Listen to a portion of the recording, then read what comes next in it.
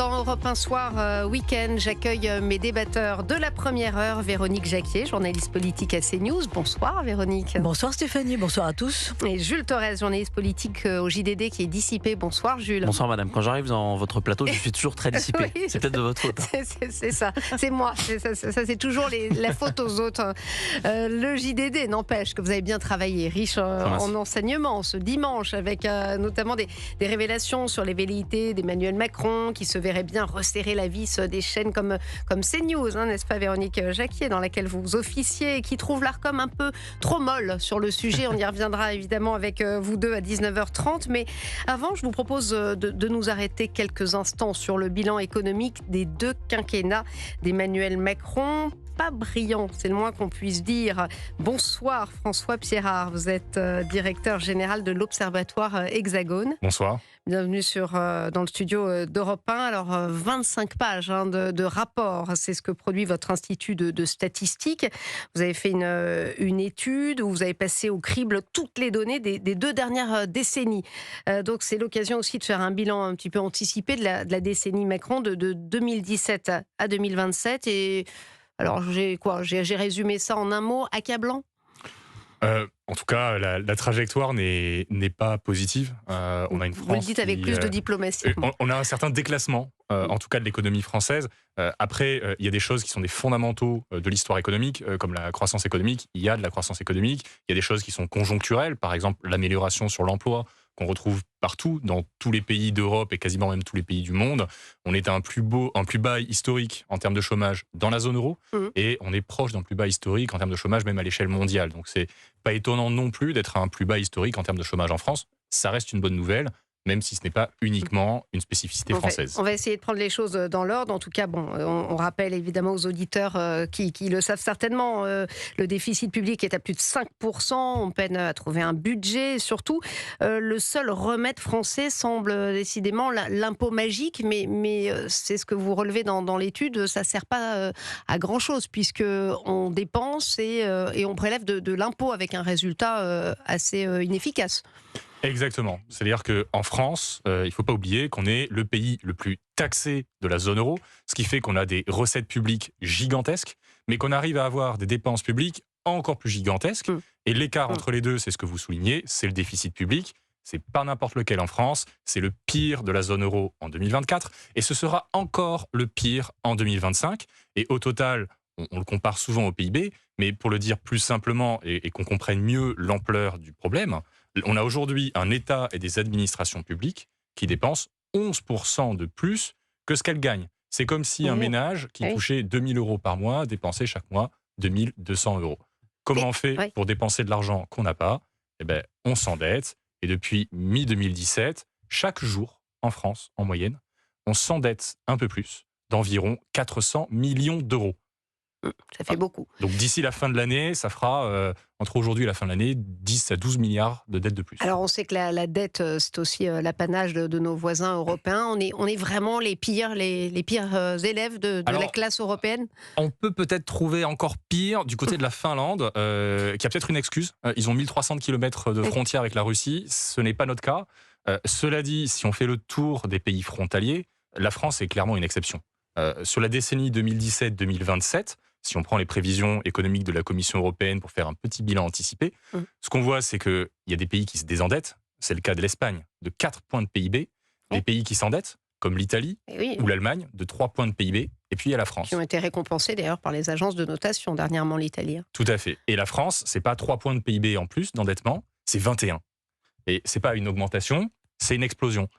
On était en 2017, et c'était déjà pas très brillant, le 6e pays le plus endetté de l'Union européenne. On est aujourd'hui le 3e, derrière l'Italie et la Grèce. Et on précise que votre institut n'est pas partisan. Ce sont des chiffres très objectifs. Ces chiffres, vous pouvez les trouver sur le site de la Commission européenne. Ce sont leurs dernières prévisions économiques. Ce sont aussi les chiffres de l'INSEE. Et on s'est attaché à prendre des indicateurs généraux, macro. La dette publique, c'est la dette publique, qu'on soit de droite ou de gauche. La dette publique, ça reste la dette publique. Alors Emmanuel Macron déclarait, on s'en souvient, il y a 10 jours, on a l'une des plus fortes croissances d'Europe. Alors est-ce que toute cette dette publique dont vous nous parlez, François Piérard, est-ce qu'elle nous a quand même permis de mieux résister, notamment aux crises du Covid et autres? Alors, c'est vraiment pas flagrant. C'est vrai qu'on sort d'un trimestre. C'est ce qu'on veut nous vendre parfois. Il faut bien justifier toutes ces dépenses et ces déficits. Malheureusement, c'est pas si évident que ça. Et effectivement, oui, on sort d'un trimestre où, pour une fois, la France a réussi à faire une croissance économique supérieure à celle de la zone euro. Cela dit, si on prend un peu de recul de 2017 à aujourd'hui, ou même de 2017 à 2027, la France, c'est la 5e pire croissance de l'Union européenne. Si on prend la zone euro, vous avez 75% des pays de la zone euro qui ont une meilleure croissance que nous. Et sur ces pays qui ont une meilleure croissance que nous, il n'y en a aucun qui s'est davantage endetté que nous. Ce qui veut dire qu'on s'est endetté bien plus que les autres pour une croissance inférieure. Donc, à quoi bon? On peut se demander à quoi a servi tout cet argent. Je vois les yeux horrifiés de Véronique Jacquier et Jules Torres, qui connaissaient ça, puisque vous étiez dans la rédaction du JDD quand cette étude est tombée. C'est vrai que cette étude est extrêmement intéressante, puisqu'elle dissèque le décennat Macron. Est-ce que justement ce décennat Macron, même s'il n'est pas en réalité terminé 2017-2027, sera en matière d'endettement le pire qu'ait connu la France dans son ère contemporaine? Je pense que quand on parle de dette publique, il faut toujours la ramener au résultat. Et on parlait de la croissance économique, qui est l'indicateur majeur, finalement, le pouls de notre économie. Je vous disais, sous Emmanuel Macron, on a la 5e pire croissance de l'Union européenne. Sous Nicolas Sarkozy, on s'est beaucoup endetté aussi. On ne va pas le cacher. Mais sous Nicolas Sarkozy, nous avions, selon la manière de la calculer, la 6e ou 7e croissance de l'Union européenne. Donc, on avait une performance relative bien meilleure sous le quinquennat Sarkozy, malgré un endettement élevé, qu'aujourd'hui.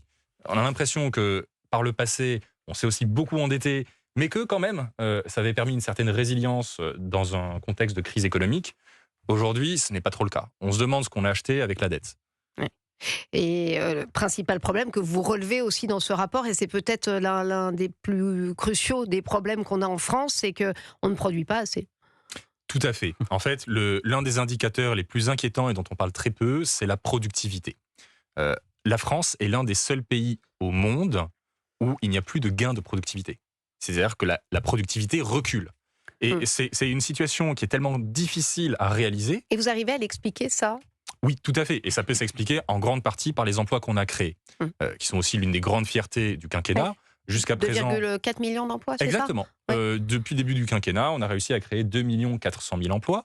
Mais quand on regarde dans le détail, sur le lot, il y a un quart qui sont des apprentis, un quart qui sont des non-salariés, en grande partie des emplois à faible valeur ajoutée, comme des livreurs de repas, des livreurs de colis. Et puis, nous avons aussi 8% de fonctionnaires. Ou d'emplois du public. En plus, on a augmenté la cadence sur les fonctionnaires. Un troisième trimestre, 16 000 fonctionnaires de plus qui ont été recrutés, contrairement aux promesses d'Emmanuel Macron. C'est l'un des grands échecs. Il avait quand même promis qu'on en aurait 120 000 en moins. Et ces emplois, sans surprise, ne font pas exploser le PIB. Et donc, on a un PIB, donc une richesse produite par heure de travail, qui recule en France de 1% sur une décennie.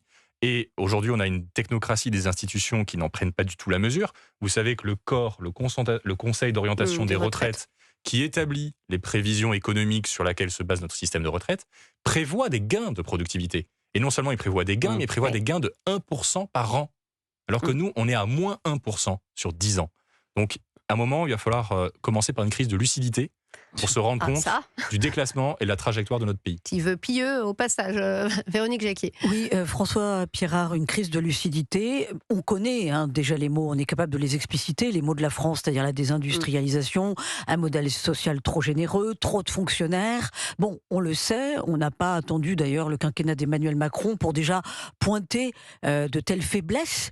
Mais comment vous voyez la France s'en sortir? Il va falloir un remède de cheval. Est-ce que le remède de cheval, c'est par exemple une cure d'austérité, comme celle qu'a connue le Portugal, comme celle qu'a connue la Grèce?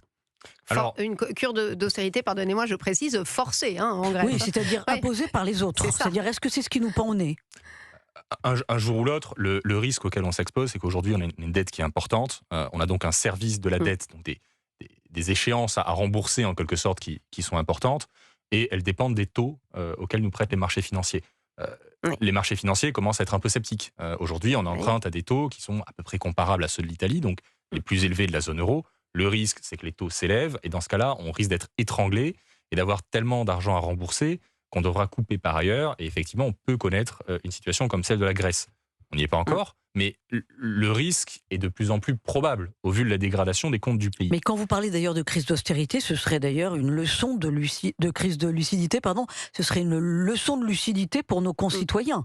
Oui. C'est-à-dire qu'à un moment, il faut un électrochoc. Aujourd'hui, je crois qu'on n'y est pas encore. Je pense que l'alerte qu'on donne, nous, aujourd'hui, sur la productivité, c'est quelque chose qui est encore aujourd'hui très peu entendu dans les discours. Sur l'endettement public, je pense qu'une grande partie de l'opinion publique, en général, adhère au fait que la France s'est endettée, mais d'autres pays se sont endettés. Alors, oui, c'est vrai, mais on s'est beaucoup plus endetté que les autres.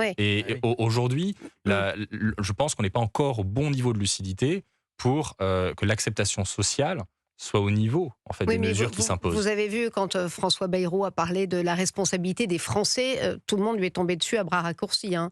Tout le monde.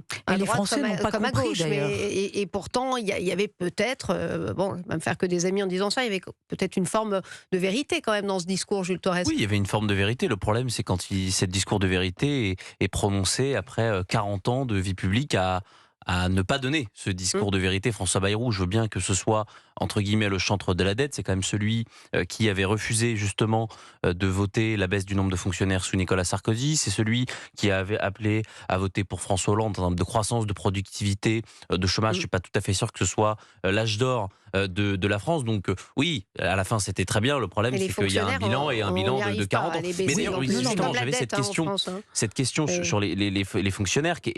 Emmanuel Macron donc avait promis 120 000, je crois même que c'est 180 000. On sait que de 2017 à 2023, il y en a 176 000 en plus, que dans le projet de loi de finances de cette année... Il y en aura 200 000 en plus à la fin du quinquennat. Absolument. Dans le projet de loi de finances de cette année, je crois que c'est 8 560 avec une augmentation de 5 200 à l'éducation nationale, alors même que le nombre d'élèves diminue. Comment vous l'expliquez, ça, ce refus de couper sévèrement dans la fonction publique ? Alors, là-dessus, sur la fonction publique, il faut aussi observer qu'il y a plusieurs types de fonctions publiques. L'une des défenses souvent entendues, c'est que il faut plus de monde dans les hôpitaux, c'est possible. Et c'est vrai qu'il y a un nombre de fonctionnaires qui augmente dans les hôpitaux. Mais si on revient à ces 176 000 nouveaux fonctionnaires depuis le début du quinquennat, il y en a quand même 80 000 dans la fonction d'État, public d'État. Donc c'est un problème qui est profond, qui est difficile à parfaitement cerner, mais c'est aussi lié pour tout ce qui est collectivité, à des tentatives de réforme qui échouent et créent de la complexité en plus. Un exemple, c'est le fameux millefeuille territorial. On crée des communautés d'agglomération, ce qui permet en théorie de simplifier la gestion des communes, mais finalement ça crée une couche en plus. Et aujourd'hui, ce qu'on voit, c'est que ces entités-là embauchent de plus en plus de fonctionnaires. Mais là aussi, c'est toujours le mal français, au même titre que l'impôt, au même titre qu'on n'arrive pas à baisser les fonctionnaires, les normes, tous les maires en parlent depuis des années, et à chaque fois on en rajoute d'autres. Alors j'avoue ne pas m'expliquer pourquoi on ne se sort pas de ce genre de problème en France systémique. Est-ce que c'est tout simplement parce qu'on ne sait plus faire de la politique, c'est-à-dire qu'on ne sait plus avoir le courage de faire des réformes structurelles d'ampleur ? Prenons l'exemple de l'hôpital, par exemple. On a quand même eu la crise du Covid. On nous a dit que l'hôpital était à bout de souffle. Est-ce que 5 ans après, il se porte mieux ? Non, c'est pire. À cause de quoi ? À cause d'une surbureaucratisation. On a enlevé aux médecins, aux chefs de service, leur pouvoir de gérer leur service et de faire ce qu'ils avaient à faire. Et il y a 25 ou 30 ans, l'hôpital français est un modèle d'excellence. Maintenant, je ne dirais pas qu'on est au fond du trou, mais presque. Et pourtant, il y a eu le quoi qu'il en coûte en 2020. Et là, si on prend les Français à témoin, tout le monde trouvait ça normal de dépenser beaucoup à ce moment-là. Voyez ? Donc, qu'est-ce que ça dit de notre pays et de la façon finalement dont il est gouverné ? Réponse rapide, François Pierrat. Il est gouverné par ces citoyens qui ont pris aujourd'hui une habitude, une addiction en fait à la dépense publique. Couper dans la dépense publique, ça se fait pas facilement, puisqu'on en est tous dépendants, dans des sphères qui échappent à votre imagination. Des efforts, c'est pour les autres à chaque fois. Même les fonds de capital risque, le private equity dépend en partie de subventions publiques en France. Oui. On vit dans un monde, on est allé très loin quand même, dans la socialisation. Dans certains pays, ça passe par la capitalisation des retraites et ça injecte d'ailleurs de l'argent dans l'innovation, ce qu'on n'a pas en France. Merci, c'était passionnant. François Pierrard, j'invite nos auditeurs à se procurer les 25 pages du rapport. C'est un peu long, mais voilà, on ne ressort pas vraiment optimiste de cette séquence, mais il va falloir prendre certainement des mesures. Merci François Pierrard d'avoir été avec nous, directeur général de l'Observatoire Hexagone. Et on se retrouve dans quelques instants après la pub sur Europe 1 avec Véronique Jacquier et Jules Torres.